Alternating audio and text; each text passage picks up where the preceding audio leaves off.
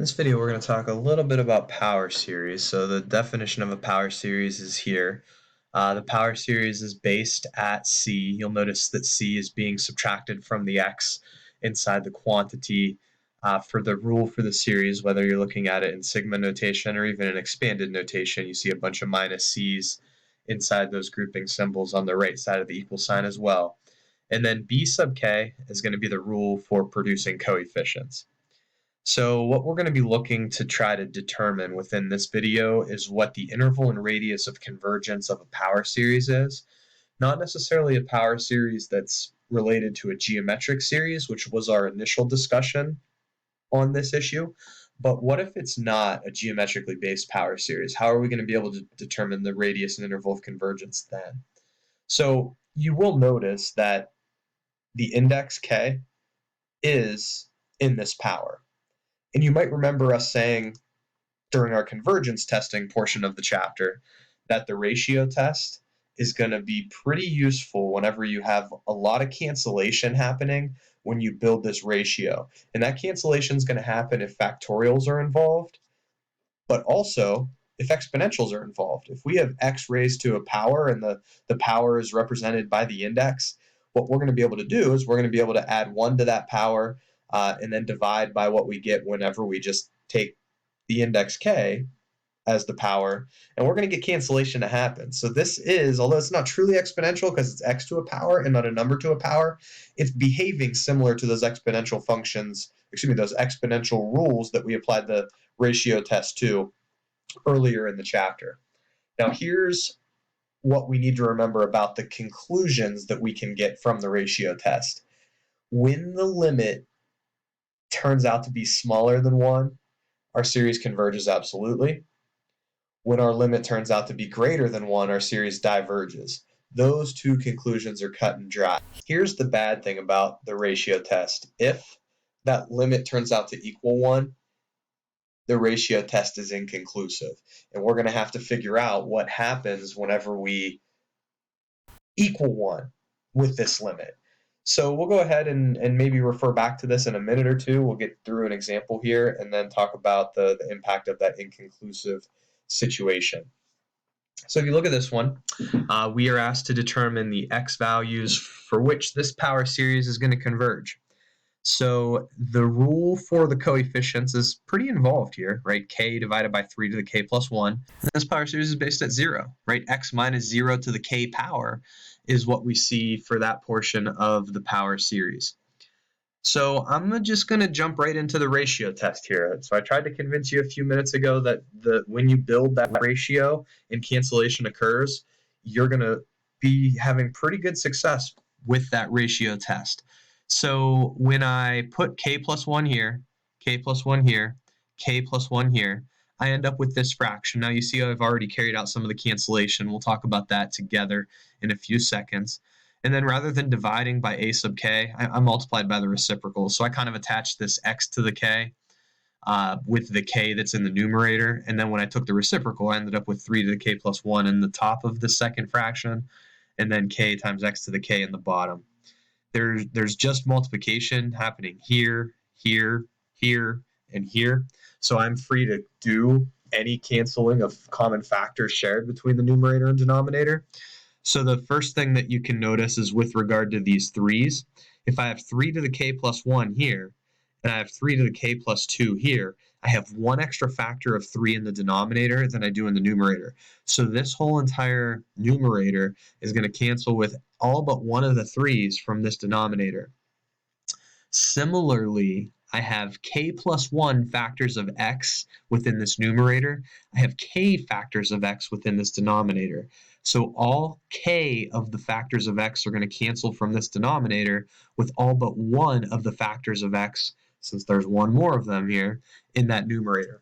Now I don't get to do any canceling with what's in this set of parentheses and with that k. Might be tempting to try to cancel that k with that k. We can't get away with that. We'd be reaching inside this set of parentheses and violating the order of operations if we attempted to do that. So what are we left with? We're left with an x in the top, a 3 in the bottom, a k plus 1 in the top, and a k in the bottom. The limit from the ratio test involves k approaching infinity. As k approaches infinity, x does not change, 3 does not change. The 3 not changing is obvious. You'd be able to factor the 3 out in front of this limit, no trouble. We've factored constants out in front of limits here and there. The weird thing is going to be what I'm doing with the x. As k approaches infinity, since this x no longer is affected by a k, it's fixed as k approaches infinity. Therefore, I can factor it out in front of the limit as well. Now, you do have to keep in mind that the ratio test has these absolute values involved. I don't know what x is. Therefore, I'm going to have to be careful with my notation here and keep the absolute values around that x. And then look at this limit. This limit, as k approaches infinity, is now simply going to involve k plus 1 over k. Now, yeah, you're initially going to get infinity over infinity, but if you use L'Hopital's rule one time on that, you get that limit turns out to be 1. So when I take 1, the result here, times this fraction that we pulled out that was not dependent on k any longer, we end up with the absolute value of x over 3. Let's go back to the ratio test real fast. If that limit is less than 1, our series converges. So we would like to know when this answer is less than 1. So I take that answer to the limit, I place it to be less than 1, and then I try to solve this, so I multiply by the 3. Now, the absolute value of x being less than 3 is something that's pretty straightforward to just kind of reason out. That's a pretty simple one that we're encountering with this first example. They get a little more involved, so I don't think you really needed to go through the work that you see I've done down here within this particular problem. It'll probably take a little bit more discussion and convincing of what these algebraic steps are and why we are carrying them out whenever we get one that's not quite so obvious as this one. Pretty obvious that the solution to this is from -3 to 3. So my interval of convergence is from -3 to 3. That's when this fraction is less than 1.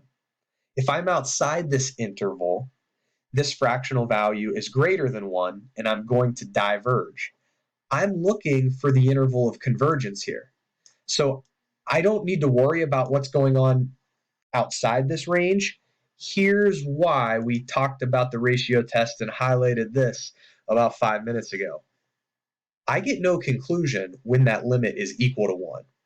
So when you use the ratio test to determine the interval and radius of convergence of a power series, what you're going to have to do when you get an interval like this one initially, you're going to have to figure out what's happening at these endpoints. Because look at what happens when you plug these endpoints in place of this x. If I plug +3 here, absolute value of +3 over 3 equals 1. Ratio test inconclusive. What if I put -3 here? Absolute value of -3 over 3, also +1, ratio test inconclusive. So what we have to do manually in situations like this is we have to figure out what's going on with this series when we are at those endpoints. So if I'm at the x value of 3, what happens with my series? So I'm going to go back up to the series real fast. Think about what happens when I would let x equal 3. I would have a 3 replacing this x, and what I would have is I would have this series right here. Now, within this new rule for the series that we built by physically putting 3 in place of the x, I have k factors of 3 present in the numerator. I have one extra factor of 3 in the denominator. So if I cancel all k of the 3's that are multiplied together here with all but one of the 3's that are multiplied together there, the rule for the series is k over 3. What we're looking to do is we're looking to decide if this converges or diverges when x is equal to 3. Can I include 3 as part of this interval of convergence for this power series?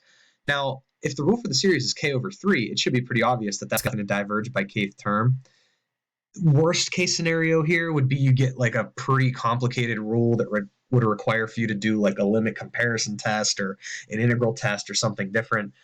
What happens with a lot of the AP problems that we're going to see when we have to do something like this, we get something that is hopefully obvious. It's going to diverge by kth term. Maybe we get the harmonic series. Maybe we get a p series or a geometric series, something that we've dealt with fairly regularly, and there shouldn't be a lot of effort to see whether or not it converges or diverges. That's not guaranteed to happen if you do more work with this in college, but with AP problems, because this problem is already pretty long before we get to these concluding steps that we're talking about right now, that's typically what we're going to see happen. I do the same thing with -3, right? So I'm putting -3 in place of this x. Now here's one little thing that is going to need to be done in order to get to a nice result this time around. You'll notice I don't have negative 3 to the k represented right here. I wanted to be able to do the same sort of canceling with this line as I did with this line back here. So what I realized negative 3 to the k can be re-represented as negative 1 to the k times 3 to the k. And if I have the 3 to the k stripped away from the negative sign, I can do the same cancellation that I did back here. Now, once again, we get k over 3 as the main part of this rule. This portion of the new rule gives us the alternating version of this prior series. Well, if it's alternating, I'm still going to diverge by kth term because now my limit isn't infinity anymore as it was back here. My limit is one that does not exist. I keep alternating back and forth between positive infinity and negative infinity. Either way, we get the conclusion that we diverge at both of these endpoints. Therefore, our interval of convergence is just from negative 3 to 3, not including either of the endpoints. What's the radius of convergence? Now, we said early on within this problem, this series is based at 0. This interval of convergence goes 3 units up from 0, goes 3 units down from 0. Therefore, the radius of convergence is 3. We'll talk about some other problems in some of the videos that follow this one up, and we'll try to speed up the pace a little bit as we discuss them.